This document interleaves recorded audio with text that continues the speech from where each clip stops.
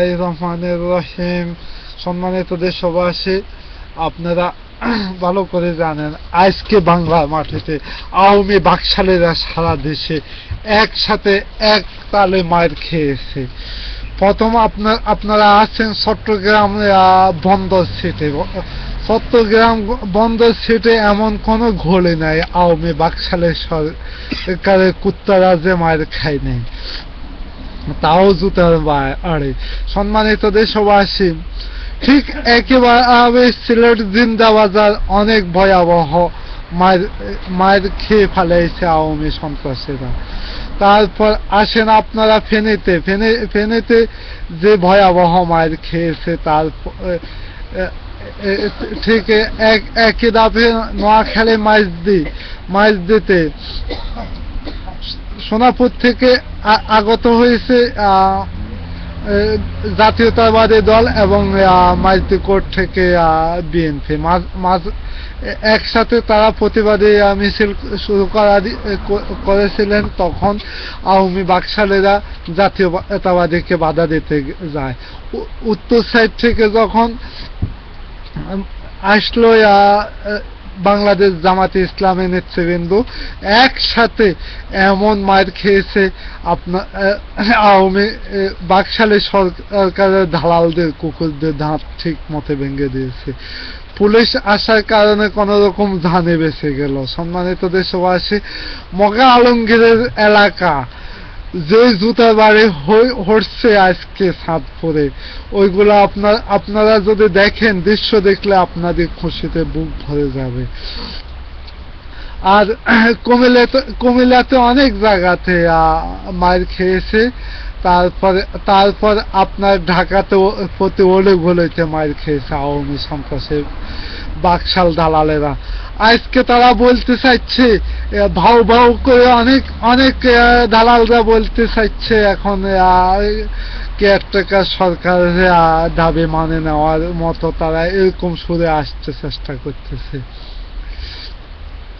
এই কুত্তা বাকশালী সরকারকে আমরা এখনো হুঁশিয়ারি উচ্চারণ করে বলতে চাইছি, আর যদি দেশ এবং জাতির কোন রক্ত ঝরে, কিন্তু তাদের ধাত আমরা ভাঙতে কিন্তু কোন বাংলার কোন অস্ত্র ব্যবহার করব না। আমাদের শুধু জুতা দিয়ে তাদের ধাত ভাঙব। সম্মানিত দেশবাসী,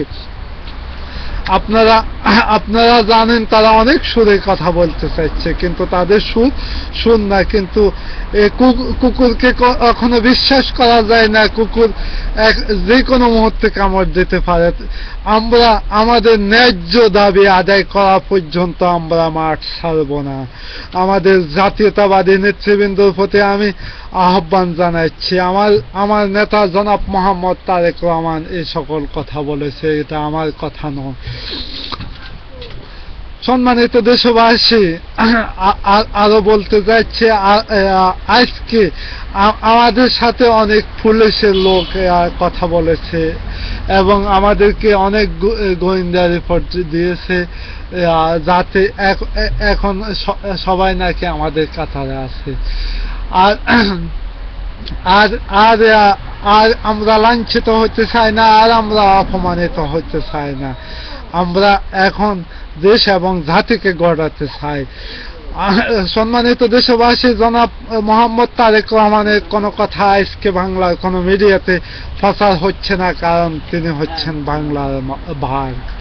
যোগ্য লোকের মুখে যোগ্য কথা, কিন্তু ওই কথা যদি বাংলার মানুষের কানে যায়, তাহলে আওয়ামী বাকশালী সন্ত্রাস সরকার, কুকুর সরকার থাকতো 24 ঘন্টা 24 মিনিটও বাংলার মাটিতে টিকে থাকতে পারবে না।